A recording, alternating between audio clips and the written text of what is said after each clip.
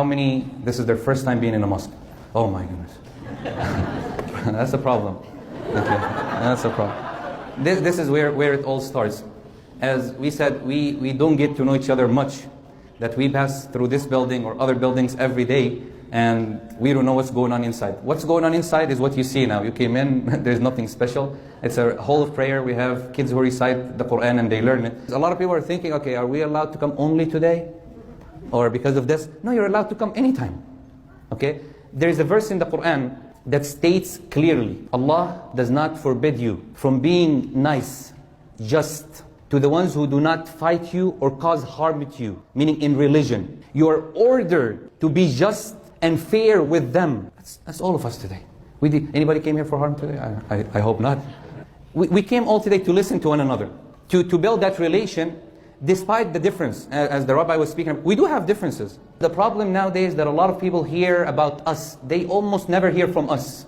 It's all from the outside. I would like you to hear verses from the Quran recited. Maybe this is your first time, maybe not. Then I'll try to translate after he finishes. Bismillahirrahmanirrahim. يا أيها الذين آمنوا اجتنبوا كثيرا من الظن إن بعض الظن إثم ولا تجسسوا ولا يغتب بعضكم بعضا أيحب أحدكم أن يأكل لحم أخيه ميتا فكرهتموه واتقوا الله إن الله تواب رحيم.